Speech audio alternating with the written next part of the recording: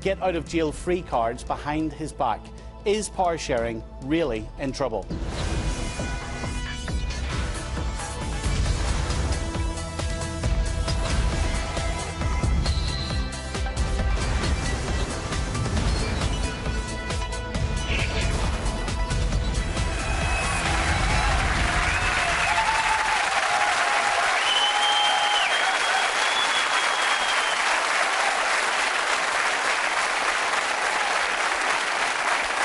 Hello there. Very important programme that we've got here tonight. Is it all in danger of coming tumbling down at Stormont? Peter Robinson is demanding a judicial inquiry into secret government letters to more than 180 Republican on-the-runs. They were assured they would not be arrested. The First Minister is furious. This is an absolute outrage as far as justice and democracy is concerned. It's very clear to anybody who has listened to me exactly how angry I am about it, and that I am not prepared to be a stooge for Westminster. I'm just not prepared to be part of a government that has responsibility for policing and justice, yet is not told a very critical issue in relation to policing and justice, and given no information about it whatsoever. That's absurd. Nobody would stay in those circumstances. I want a full judicial inquiry into all of these matters. I want to know who the 187 people are that received these letters. It is absolutely vital that nobody is allowed to think that they can get away with it, and that's why I want all of the letters rescinded. Well, tough talking there from the First Minister. Joining me now, the DUP Minister Arlene Foster and Sinn Féin's Gerry Kelly. Peter Robinson has gone further tonight, hasn't he? Because he has given the government till Friday to do what? Well, he met with the Secretary of State, as you know, tonight, and he was very clear with her that he wanted to express his anger at what had happened. He wanted her to know the depth of feeling right across Northern Ireland, Stephen. We've all been having calls today about how outraged people are feeling about this affront to justice, about this undermining of justice, about the fact that we have a secret and clandestine system of sending out letters, which are essentially get-out-of-jail-free cards. So he has spoken to the Secretary of State tonight, and you know what the alarming thing is tonight, Stephen? The fact that the royal prerogative of mercy has actually been used in some cases. So it's not just a case of people who were not questioned about particular crimes, but they have also said that the royal prerogative of mercy has been used as well. And that means people who either were convicted in their absence in court and who were really on the run were allowed to come back to Northern Ireland. And we will get to that in a moment. It's actually in the court judgment, isn't it? What is Peter Robinson saying? Under which circumstances is he saying he will resign? If he doesn't get those letters rescinded, will he resign? What he's saying is he needs to have clarity in and around the letters. Who got them? What do the letters actually say? Because we understand that different people got different letters, and we want to know what exactly those letters have said. And we understand the letters have been going out from 2000 right up until 2012, so we need to know what the letters say. And he's asked for a public inquiry. And he needs a public inquiry, because the people are entitled to know. And he's asked for the letters to be rescinded. Yes. And that's at the heart of this, because the DUP is saying those letters are fundamentally wrong. Yes. Which is why I'm asking you this question. Has the First Minister, is he saying he will resign if those letters aren't taken out? Well, Stephen, he's been very clear about what he said today. Well, can you just be clear to me? Yes, is he? Absolutely. If the letters are not rescinded, is he resigning? He is resigning unless there's clarity around the letters and unless there's a public inquiry in relation to what has happened. So rescinding is not a deal breaker? Well, rescinding could mean getting clarity in relation to the letters so that he knows exactly what rescinding means. No, OK. Well, you know, rescinding means that the letters that have been sent out are no longer valid. Yes. And that's what he wants to see happen. And is that a resigning matter for the First Minister? Matter. Absolutely. So if those letters are not withdrawn, yes, the First Minister will resign? Or if letters are followed up with and said, you were told that you were no longer wanted, but actually if new evidence comes up,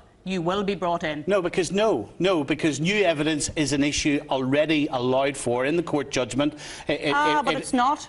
And this is part of the problem, no, Stephen. in the process, if there is fresh new evidence, we don't actually know what the letters actually say. That's part of the problem. In this process, if there is new evidence, then any of these people on the run can be pursued again if there is fresh new evidence. Well, there was evidence in relation to the gentleman who was able to walk free in relation to the Hyde Park bombing. There was new evidence there. That was a specific case. There was a mistake by the police. We will get into this later in the programme. Again, for clarity, will the First Minister resign if those people who have received those letters, if those letters are not voided? Yes, he will. It's very clear. Well, there's a message to you. It's not a message to me. I think he's giving the message to somebody else.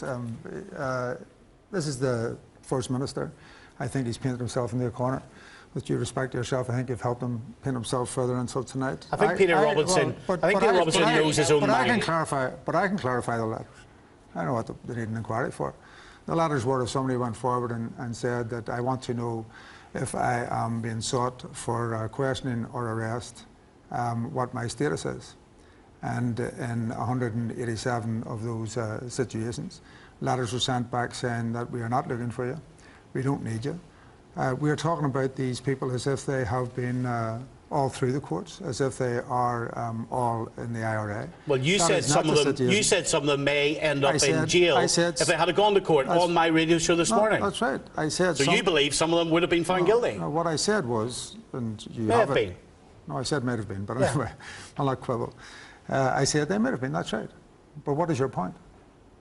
The point is due process was not allowed to continue in a court. And here's my point. Well, sorry, let me spell out my point, Jerry Kelly. But you're assuming that they would have went to court. That's the first thing. Well, hold on. So you're making a big assumption. Well, you always accuse me of not letting you finish the sentence. Let me finish mine. Let me just spell out to you what my point is. The British government, including the Secretary of State, is currently telling this country that those letters were simply letters of fact. That there was such insufficient evidence to pursue those people that the prosecutions could not continue. Right. Is it not an extraordinary situation where we have the government of this day saying there was no evidence against those people, and Sinn Féin are saying if those people had gone to court, some of them may have actually been jailed? That's my point. Well, let me then make this point. The extraordinary situation in this is that we were in a conflict resolution situation.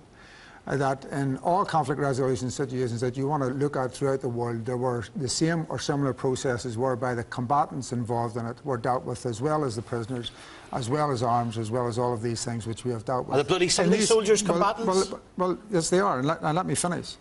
And I will go on to answer that question before you even ask it. The difference between the state forces and the Republicans and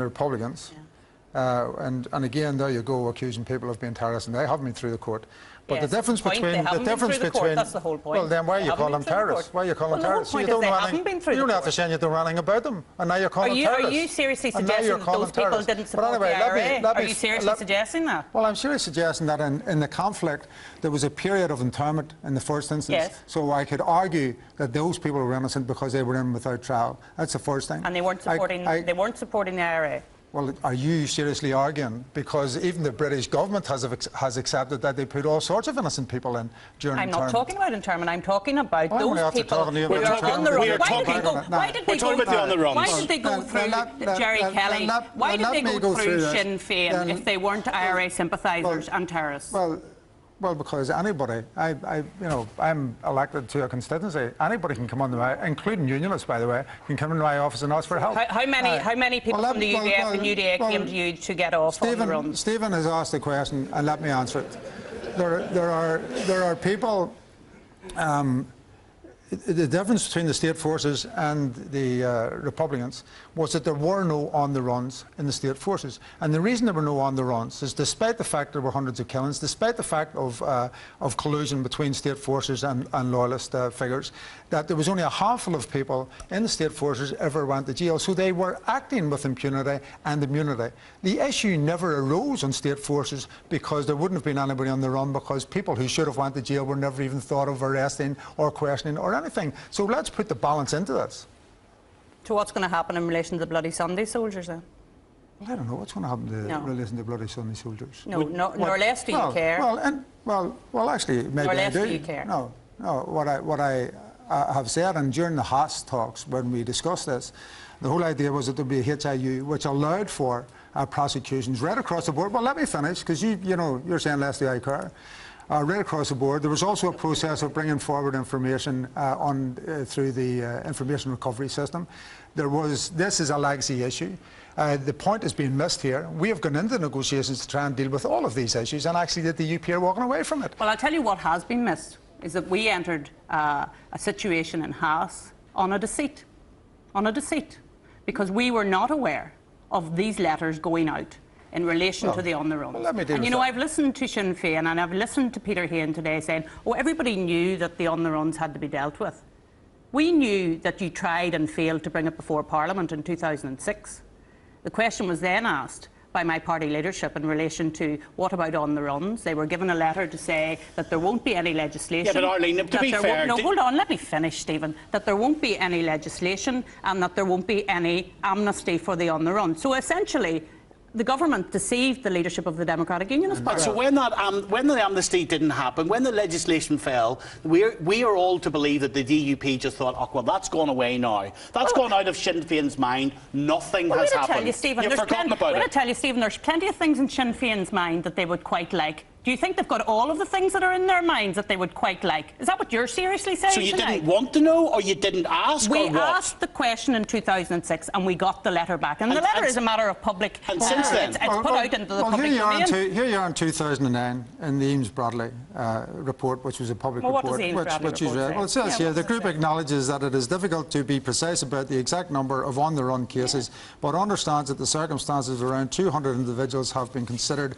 by the PSNI and the PPSNI in order that their status can be assessed. While the majority of these individuals are not wanted for arrest or prosecution, almost a quarter of the cases are still under the Where does it say? And each of them got a letter that said to them that they would not be prosecuted in circumstances where they should come before the court. You are pretending that you... I'm not pretending anything. Well, you dare say I'm pretending anything. Well, you are pretending, and let me down.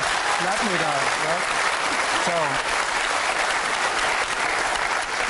You are pretending, despite what I read out there, that the DUP did not know, and it says very precisely that the OTRs were being dealt with. OTRs, on the runs, were being dealt with, and to sit there and say that you didn't know that the OTRs, and that's 2009. And where does it say that there was an administrative scheme to deal with the issue? Where does it say in that you have read it? No, it doesn't. That's right. That's the fundamental problem. So what is your disagreement? Are you saying you knew nothing about the OTRs, or are you saying you knew nothing about the letters? So, Arlene, you knew it was being dealt with, but you didn't know how. No, we did not know it was being dealt with. Well, it's in Eames-Bradley that it was being dealt with. And what did we do with Eames-Bradley? We rejected Eames-Bradley. But you read it. We rejected Eames-Bradley. So you knew about it and rejected it? What do you mean we knew about it? Well, we didn't know about the on-the-run scheme, the administrative scheme that was running. Did you know about that and reject it? Did I know about what? Did you know about what I've read out there and reject it? Because that's what you're only after saying. That is Eames-Bradley. That is their assessment. That is not the facts that came forward today. But it says 200. It says 200 individuals. In relation to 200 individuals. Well, look, we can actually so you didn't know about it and you rejected it. We can move this further. We can move this further because Dennis Bradley actually has gone further tonight. He says the policing board was fully informed about what was going on. Have a look at this. I was vice chairman of the Northern Ireland Policing Board. The police came in and gave us a very detailed briefing on this scheme, which has now been questioned and which we're now being told wasn't in the public domain. So the police actually were quite upfront and quite open, and all of the political parties in Northern Ireland would have, barring Sinn Féin, who weren't on the policing board at the time, would have been aware of the scheme. And that this scheme, as it was run out by the Policing Service of Northern Ireland, was reported to the Policing Board, discussed at the Policing Board, it was in the Eames-Bradley report, we made recommendations around it, so it was a public issue. And the DUP do you know were on the policing board. They were absolutely on the policing board, and I have spoken to 2 members of the policing board at that time, and they have said very clearly that they did not receive any detailed briefing from the police. And so I would challenge Dennis Bradley to bring forward any of the minutes from the policing board. Well, there will be minutes, won't there? Yes, there will be minutes up until 2007 when he left the policing board. Actually, 2006 he left the policing board, to show me in the minutes of the policing board where there was a briefing in relation to on the runs. Because I've spoken to my colleagues before I came on the show tonight, because I knew that this was going to be an issue. I said, had you ever received a briefing in relation to on the runs? So why would he say that? I have no idea. So we need to find the minutes, right? You do. You find the minutes. Let's go up here to this lady just here. Go ahead. Hello, I would just like to say I think it's time maybe to start moving on and see how we can make a difference within the future. Why do you say that? Does it not matter to you that justice prevails at all times? Like, I was reading Jerry Kelly talking about Bloody Sunday and talking in the past about needing justice for his community, about demanding justice. What about people in the unionist community demanding justice? Well, I think it is. Are they important. allowed to as Yeah, well? It is important to sort, but it is important to sort it out and how you're going to make amends in the future, because I think that's what everyone else is looking forward to, is the future and how it's going to be implemented. Well, there's a guy here. Go ahead. Yeah. Thank you, Stephen. Yeah. Stephen, for years now, Sinn Féin and the Republican movement have been demanding that members of the security forces be brought to justice for alleged collusion in our instance in Northern Ireland. Is he prepared here tonight in front of this audience and the thousands at home watching to come out and demand that justice be brought for his IRA friends who are now walking about with get out of jail free cards?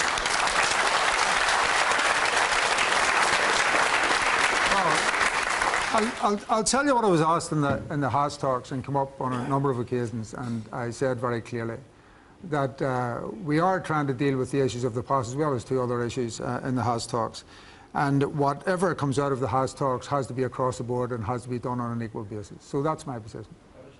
Could that apply to the soldiers being investigated in Bloody Sunday? It should apply to everyone. Yeah, but answer including the soldiers. So you would see a situation in which the Bloody Sunday soldiers could be given immunity from any prosecution. Remember what Haas said. It set up a HIU, a Historical Inquiries Unit, which would allow families right across the board, either on the, if you like, the unionist side and the nationalist side, who could pursue justice. So we agreed with that across the board.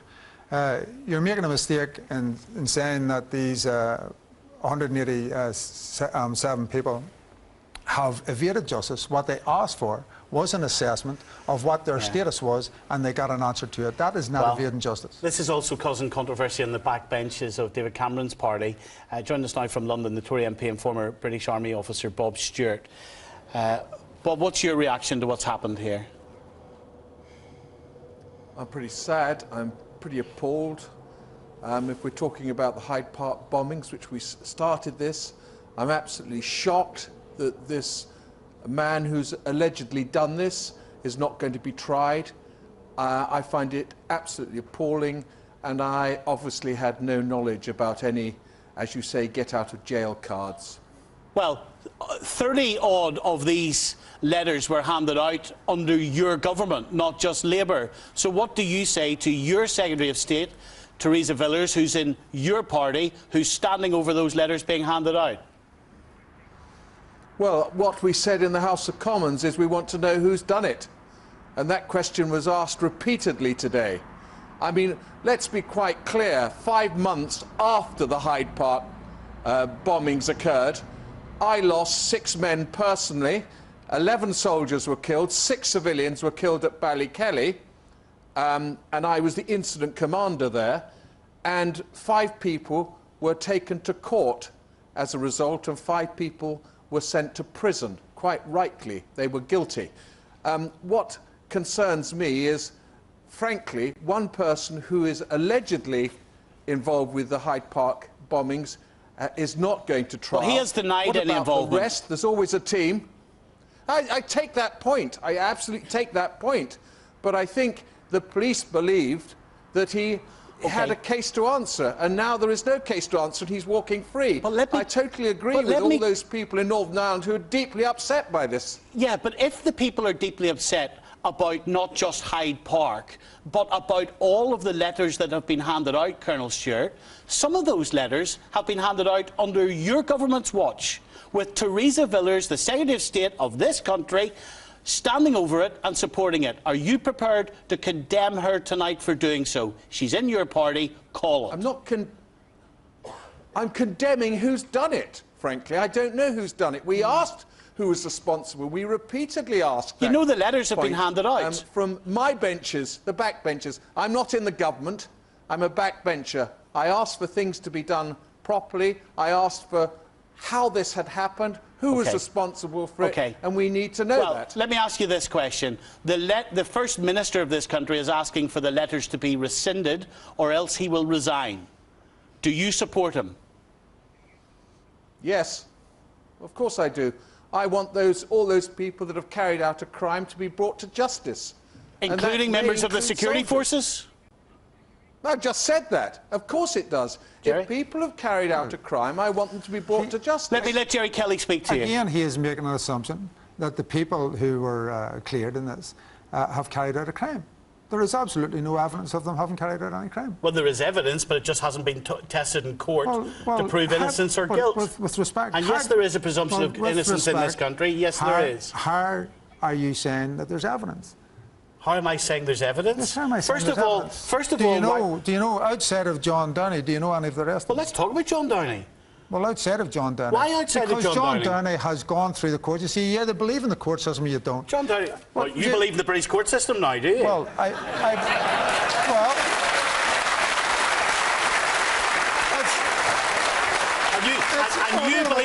you believe in royal prerogatives now as well, do you? Wait a minute. It's a fair question that Stephen asked. And we went through a whole negotiation which involved a change in the judiciary here and a change in the police service. And yes, I did sign up to it in the end. So let's be very clear about that. We are not in the same situation that we were in during the conflict, where there was torture, where there was people beaten in Castlereagh, where there was people murdered on the streets by state forces. That was the conflict situation. We're in a different situation now. OK, there are lots of you actually joining us. I will let you come back in a second or two. There are lots of you joining the studio debate tonight from home. Just to remind you how you can get in touch. The details are all coming up on your screen. 08459 555 678 is the number to call. You'll see the charges there as well. Please read the charges. Hello. Well, Stephen, I'd just like to say... Just let me get this mic to you. Go ahead. I'd just like to say that it's part of the peace process that the on-the-runs are being dealt with, and we have to accept that. Both sides have to accept. Have to accept what? That's part of the peace process. You know what I mean? Sinn Féin negotiated this. This is what they wanted. Yeah. And nobody else knew? Oh, they knew. No, they knew. Oh, they all knew. You think they all knew? Well, they said they did not know. Well, the First Minister, to be fair to Peter Robinson, and look, let's be fair to the First Minister, I said at 9 o'clock this morning, well, now that the First Minister, Peter Robinson, does know, what's he going to do about it? And what's he going to do about it? He has said that he will put his job on the line if those letters aren't taken out. Well, why should they be taken out? They're part of the peace process. You know what I mean? Any letters issued to any unionists? I don't to know. Any loyalists? You don't know. Well, exactly. You know. So we I really don't care, because it's part of the peace process, both sides. You know what I mean? At the end of the day, Peter Robinson, to me, is trying to bully us, the rest of the people, and the his way he's going to resign. Trying to bully the people? That's what he's doing, be threatening. Is he not standing up for transparency? No, he's not. No, he's threatening to resign. Because he didn't know. Imagine running a country and you don't know that letters have been issued to people to say, don't worry, we're not coming after you. He does know. Well, he claims he doesn't. He claims he doesn't. Right, Stephen's on the line too. Hello to you, Stephen. Hello. Go ahead, Stephen. Go ahead, very quickly, please. Now, basically, I think Peter Robinson should resign. I honestly believe that they should collapse the current executive, and I also believe that the reason for that being that they sold the Protestant Unionist loyalist people a pup. I think that we got the bad end of the deal, and you look at what's happened with the Parades Commission, you look at what's happened at Twiddell Avenue, you look at what everybody in the Protestant Unionist loyalist community feel that they're on the back foot. Yeah, but what about peace? And think about peace and how important it is to this country. Absolutely. All right, Stephen, thank you for your call. I've got to move on, because there are hundreds of people wanting to get through. There are loads of people here in the studio as well. The DUP says this is a crisis. Arlene Foster has said tonight if those letters are not taken off the people they were given to, the First Minister's gone. He is resigning. Now, what is Stormont going to do about this crisis? During the debate, the Ulster Unionist Party leader Mike Nesbitt, the SDLP's Alex Atwood, the TV leader Jim Allister, and the Alliance Justice Minister David Ford. Mike Nesbitt. Well, the First Minister has stood up very, very tall and put his job on the line. If those letters are not rescinded, will you too resign? Resign from what? Will you pull out of the executive? Stephen, what we need to do, it's very easy to pull out of something, to destroy something, to knock it down. Jay Kelly knows that. It's much more difficult to build something. What people want to do is build a proper peace, a fair peace, a just peace, so that we can move on. And if the OTRs had done what David Trimble wanted them to do and gone through a judicial process, we would have been beyond this over 10 years ago and talking about the economy. talking about the education system. So it's not a deal breaker for you. You will stay in the executive. No. What I want to know is the truth. For example, did Richard Haas know about the 200 letters? Because for 8 months, Jerry, I have sat, and the Ulster Unionist Party have sat, 6 months in Haas, 2 months in party leaders, and not once were these letters mentioned. Well, let's nail that. Let's nail the answer. Let's nail the answer. Did he know? Well, since you're directing the question to me, then let me say this to you. The UUP went into, including yourself. Did Haas know? Well, let me answer it in my own way. You went into the Cardiff talks, right? You didn't want to have anything to do with them. You went into the Haas talks from the start. The UUP were running against the Haas talks. They were talking to the press every single day. They were trying to destroy it. You're making this up. Now you're coming. Well, it's the press themselves. Now you're coming here and trying to get on your high horse about you were all up for the Haas proposals. You were never up for the Haas proposals. Did he know? Ask Richard Haas. Do you know if he knew? Well, but he hasn't answered here's yet. what I know. Do you know if he knew? No, I don't know if he knew. OK, well then he can't answer it. David Ford, you've just left the Secretary of State, Theresa Viller. What did you say to her? I think we had what you euphemistically describe as a full and frank and robust exchange of views. Yeah. Did you have a row?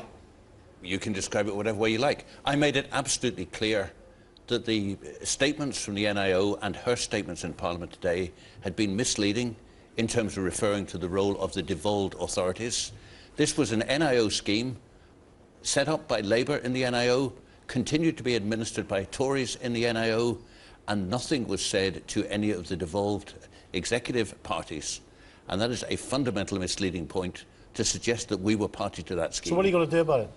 Well, we at least started to get some honesty this evening, and I got an apology from the Secretary of State. She apologised? She apologised. What did she apologise for? She apologised for the misleading way in which it was suggested that this was something to do with devolution.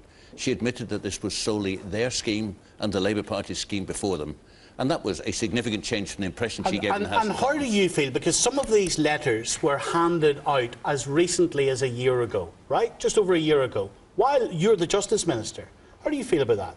Well, there are certain things that I don't know as Justice Minister because the NIO handles them because they're national security and so on. But fundamentally, for them to say this is now an issue we believe should be handled by the devolved authorities, yet they never told the Department of Justice, either at the point of devolution they were still running the scheme, or when they ended it and advised Sinn Féin to contact the devolved authorities if there were any more. It's a fundamental mishandling. It's an affront to the rule of law. That's absolutely because what we should have had was a proper legal process to deal with the OTRs. Yes, we needed to deal with it, but we did not it dealt with by a shabby backdoor deal between the Labour government and Sinn Féin, which was absolutely unclear to the rest of us. Alex, it's the complete opposite of what happened on Good Friday. Alex Atwood, you were on the policing board. Did you know about this? Well, I hear what Dennis Bradley has said, and he's done many good things, but he's not infallible. So I spent a long time today checking with former board staff, board members, with senior police. And there is, as I put it frankly, a muddle that we have to work out about what the board was or was not told. But whatever... Did you know? No, didn't know. And I'm going to confirm that now because the board, and Dennis Bradley confirms this, and former senior police confirmed this, confirmed that they never knew, and there was no advice ever given, that there was any deal done in dark corridors between Sinn Féin and the British government, and that between 2000 and say 2005-06 letters were being handed to Jerry to hand to somebody who was on the run, and so on and so forth.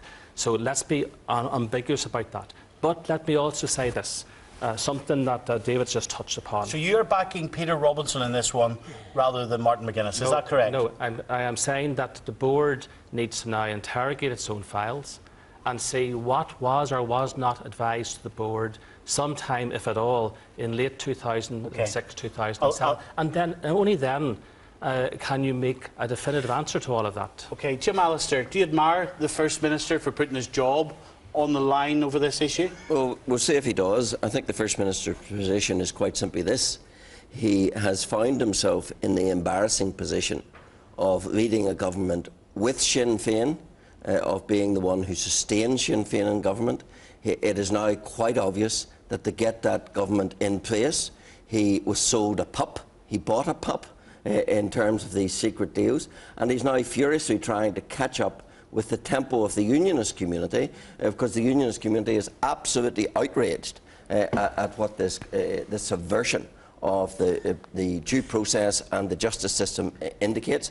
And I think that therefore the First Minister's hand has been forced in that, but I will seek to hold him to it if he doesn't get his full judicial public inquiry, and we're not talking about a Hutton whitewash, I hope. If he doesn't get rescinding of the letters, then he has to prove himself as good as his word, and I, for one, will not weep any tears about the loss of this miserable, failing, dysfunctional executive that has delivered nothing for anyone in 7 years. Arlene? Well, let me say this very clearly, and Jim, of course, was part of our negotiating team in 2004 to 2007. Peter I was never allowed to negotiate. I was kept in a cupboard, so to speak. Surely not. Yes, Jim. Not exactly. in a cupboard. Not allowed to negotiate. In fact, Downing Street civil servants reached a point where they refused to attend meetings that I was at because they didn't like the hard questions I asked. Of course, the DUP reached a point where there was such an urge to get into government. But you stayed on their team.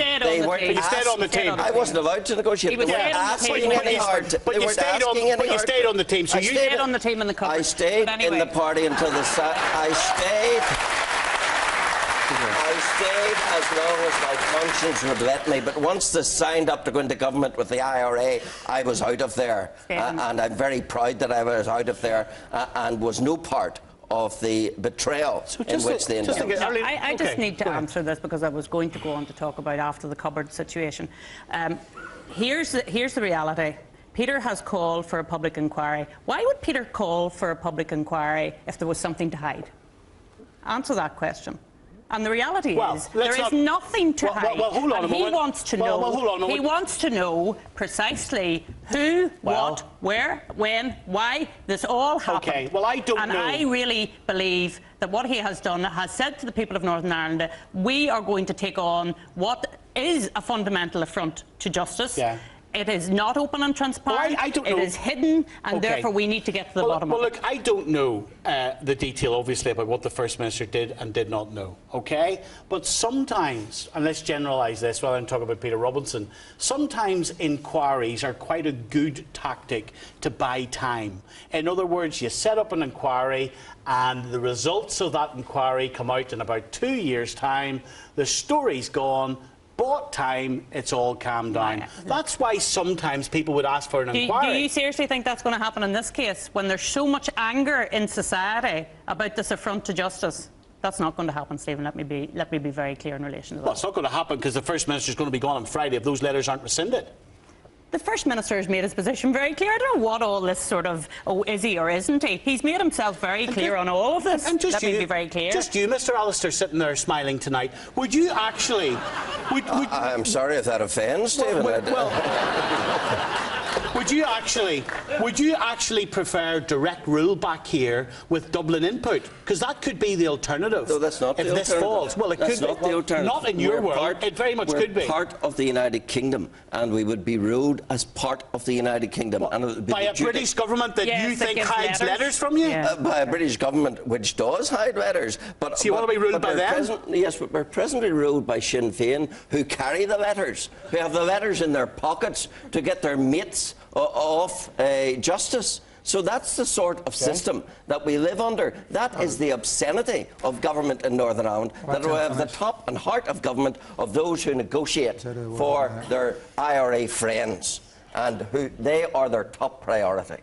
Well, again, here we go, the accusation that all these people are in the IRA. I repeat, the keys in the title, on the run. There is a fundamental... What are they running from? Not you, Jim, anyway. There's a fundamental mistake being made here. These were people who simply asked to find out if they were being sought. And on a number of occasions, in this case 187, they were told that they weren't. It's as straightforward and simple as that. You're looking for things. How many were told they were? I don't know. Or some? But, well, in that report I read out to you, they were saying at that stage, which was 2009, it was reckoned there was don't know? about a third. No, I don't. So you're the postman. You get the letters and you don't know. I don't know. So it I can make a guess. You want to make a guess? Yeah. Say a couple of dozen. Still working on them. Yes, they are still working on them. Yeah. And I do tell the truth. Oh, right. Well, look, just to remind you... What about telling the truth about your past?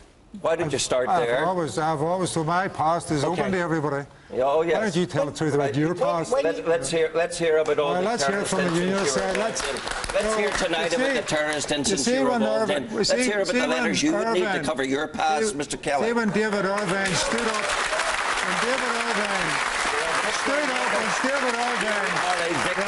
and see all the rhetoric that you come out with over the years. I've heard the loyalist paramilitaries standing up and saying it was people like you and others who drove them out onto the streets. So you were prepared to sit in your big houses and let them go out and do the dirty work for you. Victim makers. Victim makers.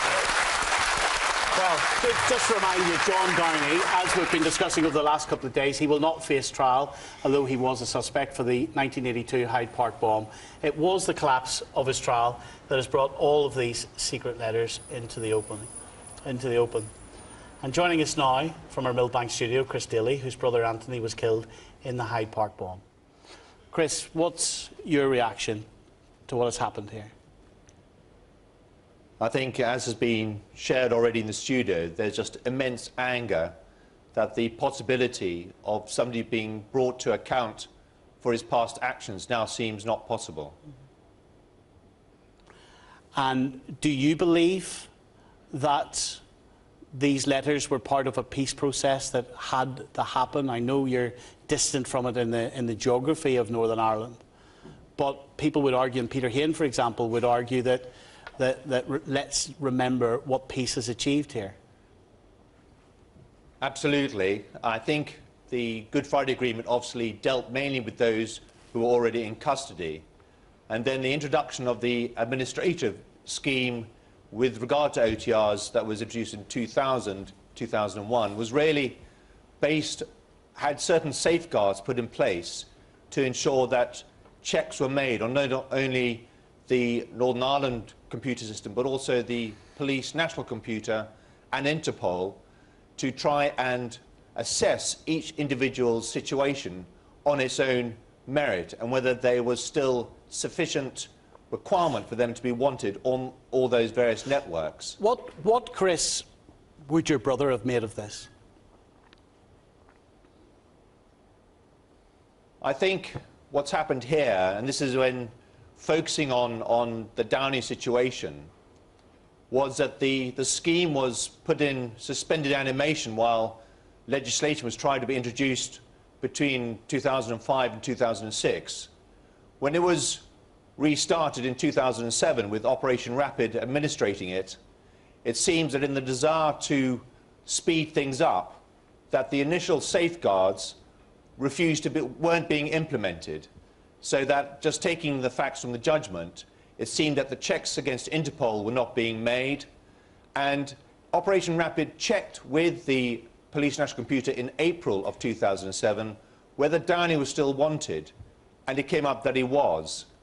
Then in June, Operation Rapid within themselves recognised that their checking process between the Northern Ireland computer and the Police National Computer was flawed. So, however, the month later, Downey gets issued this letter.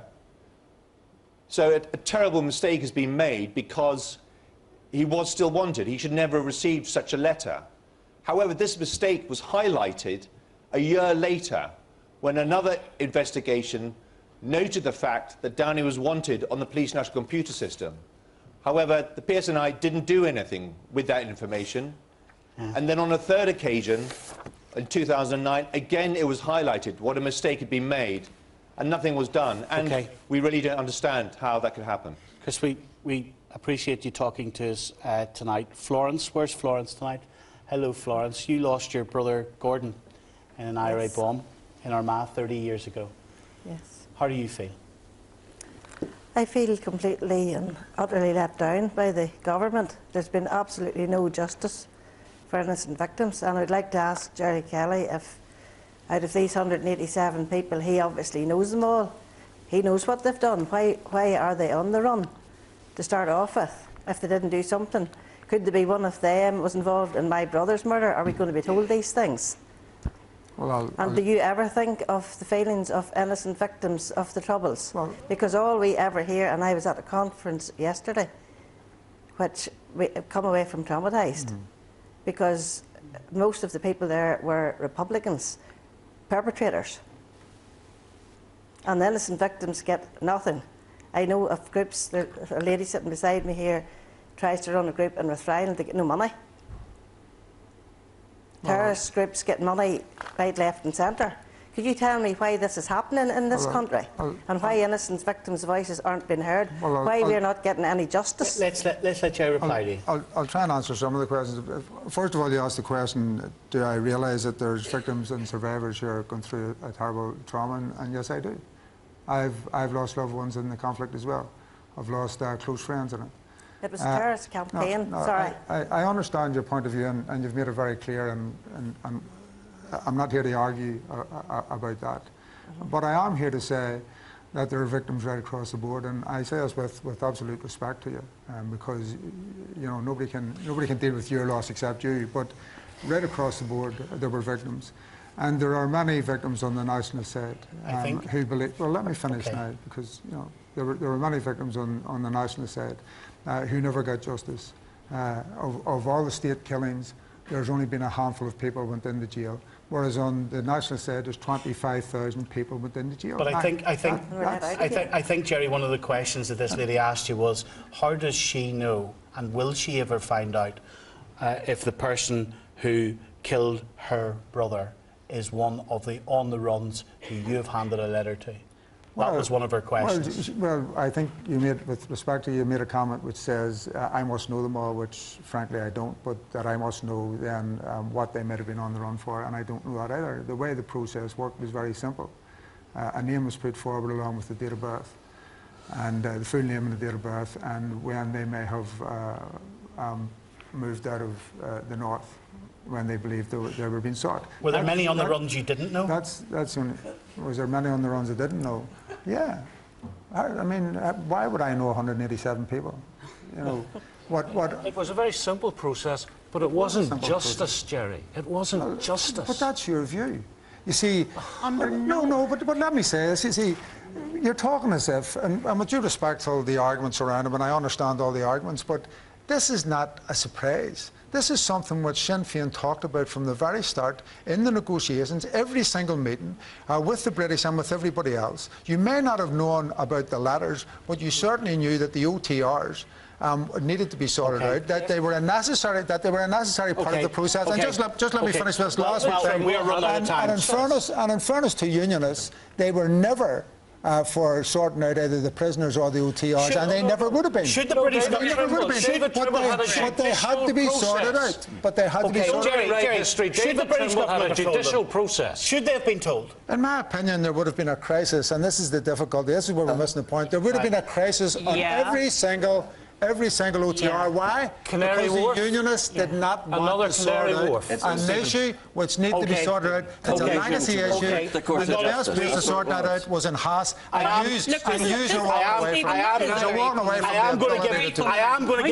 am going to give another victim an opportunity to be on this programme this evening. Jude White, your mother was murdered by loyalists, Jude.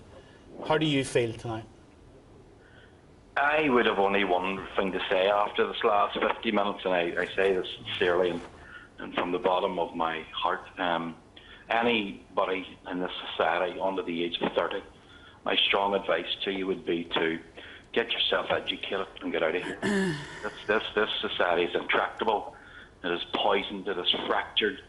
I despair by what I've listened to tonight, and I say that from a humanist point of view. I don't hold any religious beliefs at all. I can see the pain in that lady in the audience. It's the same pain that thousands of people, if not tens of thousands of people, have actually gone through.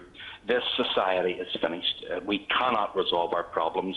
I've sat on a victims forum for 4 years. We cannot do it, and we are going to have to leave it to another generation. I'm sorry. Well, those words of despair, it's a challenge to our politicians who may be able to find a way through this and may be able to prove you wrong. Well, the only way to solve this now is through a public inquiry. And let me quote you. Let me quote you what Jerry Adams said in the Dáil today about another public inquiry that has been called for in relation to the guards in the south. He said the only acceptable way to bring this chaotic episode to some sort of clarity and conclusion is through an independent inquiry. Now, if it's good enough in the Republic of Ireland to have a public inquiry into the guards, it's certainly good enough to have a public inquiry. We are nearly out of time, so I have one question for all of you. Do you support a public inquiry? Mike Nesbitt. I support getting to the truth. The public inquiry is a means to the end. I don't care what the means is. OK. Provided it's not a whitewash like the Hutton inquiry, and provided it doesn't delay the issue of the rescinding of the letters. David Ford? It's probably now the only way in which we will get any confidence back into the justice system, given the interference from the Northern Ireland Office over the years. Alex Atwood? There should be an inquiry, but we first have to step back from the politics of the Coliseum. Yesterday at the victims' conference, let me finish this point. Well, we are out of time. At the victims' conference Very yesterday, quickly. one of the messages was, for many people, was that there was a new strength and confidence among victims, that their issues would be dealt with. What do we hear tonight? That their issues are not going to be properly dealt with. So we have to step back from the politics of Coliseum and get back to the politics of dealing with the past. Do you oppose a public inquiry? Well, whether there is or not, it cannot go back on an agreement which was made with the two governments on the OTRs, which involve these people. Well, there's an impasse. Which didn't involve anybody else. Didn't involve anybody else. No referendum. You weren't behind the door about trying to do deals with the British yourself. Well, you weren't behind the door about for the victims of terrorist violence, and I make no apology for it. OK, thank you very much indeed for coming in here tonight. Ladies and gentlemen, give our panel a round of applause, please.